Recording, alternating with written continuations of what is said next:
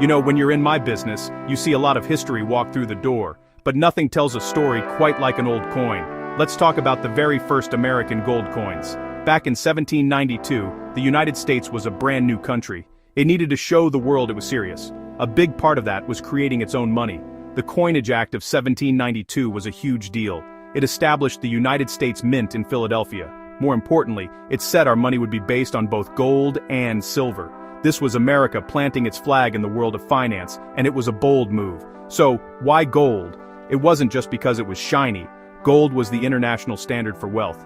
Having your own gold coins meant you could trade with other powerful nations like Britain and Spain. It was a symbol of stability and credibility. The founding fathers, guys like Alexander Hamilton, knew this. They understood that to build a strong economy, you needed a currency that people trusted. Foreign coins were circulating everywhere, and it was a mess. Creating American gold coins was about more than just making money. It was about building a national identity and proving that this new experiment called America was here to stay. Of course, getting the United States Mint up and running wasn't easy. You don't just flip a switch and start making gold coins. It was a tough process. They had to get the right equipment, find skilled workers, and most importantly, get the gold itself. The first gold coins weren't struck until 1795. These were the $10 eagles and the $5 half eagles. They featured a beautiful design of Lady Liberty on one side and an eagle on the other. These weren't just pieces of metal. They were works of art that represented the ideals of a young, ambitious nation trying to find its place in the world. Think about the challenges they faced. The early mint was a small operation. The machinery was powered by horses or men. Every single coin was basically made by hand, one at a time. The quality could vary, and getting the weight and purity exactly right was a constant struggle.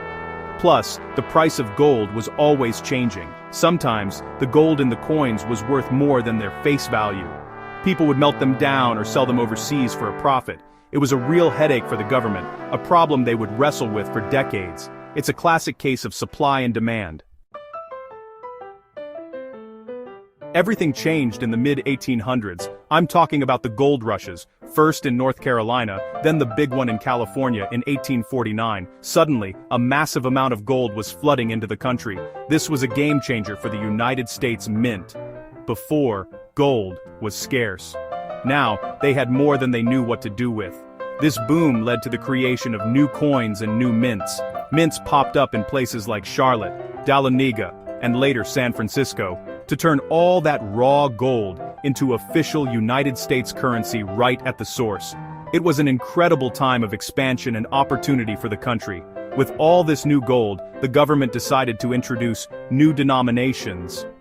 In 1849, they created two new coins that are now legendary among collectors. First was the tiny gold dollar. It was the smallest coin the United States ever made, but it was pure gold. The other was its complete opposite, the massive $20 double eagle. This beast contained nearly a full ounce of gold. It was created to convert the huge quantities of gold from California into coins more efficiently. Imagine carrying a few of those in your pocket. These coins were a direct result of the nation's growing wealth and ambition. The designs of these coins also evolved over time. The early coins had formal classic portraits of Lady Liberty. But as the 19th century went on, the designs became more intricate and, frankly, more American. You started seeing Native American motifs, like on the famous Indian head eagle designed by Augustus St. Gaudens. He was a rock star sculptor brought in by President Teddy Roosevelt. Roosevelt hated the old coin designs. He thought they were boring. He wanted American coins to be beautiful works of art that represented the nation's power and prestige on the world stage. You gotta respect a guy who cares about a detail like that. This period was full of challenges. With new mints opening across the country, maintaining quality control was a constant battle. Each mint had its own unique mint mark to show where it was made. Collectors love these because small variations can make a coin incredibly rare. The Civil War also put a huge strain on the financial system. People hoarded gold and silver, and, for a while, paper, money was all you could find. But through it all, gold coins remained the ultimate symbol of real tangible wealth. They were the backbone of the economy, even when times were tough. Now, let's talk about one of the most beautiful coins ever made, the St. Gaudens Double Eagle. Teddy Roosevelt personally commissioned Augustus St. Gaudens in the early 1900s to redesign the $20 gold piece. The result was breathtaking. It shows Lady Liberty confidently striding forward, torch in one hand, olive branch in the other. It's more than a coin, it's a masterpiece of American art. The original high-relief version was so detailed that it was difficult to mass-produce. But it set a new standard for coin design. When one of these comes into my shop, it stops everyone in their tracks. It's a true icon. So, if these gold coins were so important and beautiful, why did we stop using them? The answer is the Great Depression.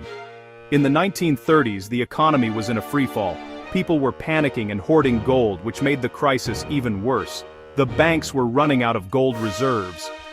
In 1933, President Franklin D. Roosevelt made a drastic decision. He signed Executive Order 6102, which made it illegal for private citizens to own most forms of gold. Americans were required to turn in their gold coins and bullion to the government in exchange for paper money.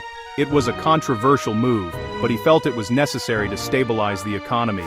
This order brought the era of circulating gold coins in America to a dramatic end. The United States Mint stopped producing gold coins for everyday use. The gold that was turned in, along with the newly minted coins that were never even issued, was melted down and formed into large gold bars.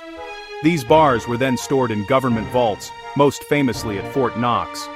A few coins escaped this fate, like the legendary 1933 Double Eagle. Almost all were melted, but a handful survived, making them one of the rarest and most valuable coins in the world. We're talking millions of dollars for a single coin. The government's goal was to get control over the money supply by taking gold out of public hands and basing the currency purely on government faith. They could manage the economy more directly. This was a fundamental shift in how America viewed money. Gold went from being something you could carry in your pocket to something that was locked away deep in a vault, backing the nation's wealth from a distance. For the average person, the gold standard was over. The clink of a double eagle in a transaction was replaced by the rustle of a paper dollar bill. It was the end of an era. When the government recalled all that gold, they accidentally created a whole new world for collectors. The coins that survived became instant treasures. They were no longer just money. They were historical artifacts from a bygone era. People started collecting them not for their gold value, but for their rarity, their history, and their beauty. A coin that was once worth $20 could now be worth thousands or even millions, depending on its condition and how many were left. The story behind the coin became just as valuable as the metal it was made from. That's what makes this business so fascinating. The hobby of coin collecting, or numismatics, exploded. People became fascinated with finding rare dates and mint marks. They studied the different designs, from the early capped busts to the iconic St. Gaudens. A whole system of grading was developed to judge a coin's condition, from poor and worn to mint state, meaning it looks like it just left the mint yesterday. Every little scratch or bit of wear tells a part of the coin's journey. A collector isn't just buying a piece of gold, they're buying a piece of American history that they can hold in their hand. Today, that fascination is stronger than ever. These classic gold coins are celebrated as symbols of America's past. They tell the story of our nation's growth, from a small republic to a world power. They capture moments in time, from the gold rushes to the Great Depression. Museums display them, auction houses sell them for record-breaking prices, and people like me get to see them and hear their stories every day. The United States Mint even started making modern gold bullion coins, like the American Gold Eagle, inspired by those classic designs. It shows you just how powerful that legacy is. Ultimately, these old gold coins are more than just money. They're a tangible link to our history. Each one has a story. It could have been in the pocket of a California gold miner, a New York banker, or a Civil War soldier. It survived depressions and world wars. When you hold an old gold coin, you can't help but wonder where it's been and what it's seen. And that's why they will always be treasured. They represent the dreams, the struggles, and the triumphs of the American story. And in my shop, a good story is always worth something. You never know what's going to come through that door.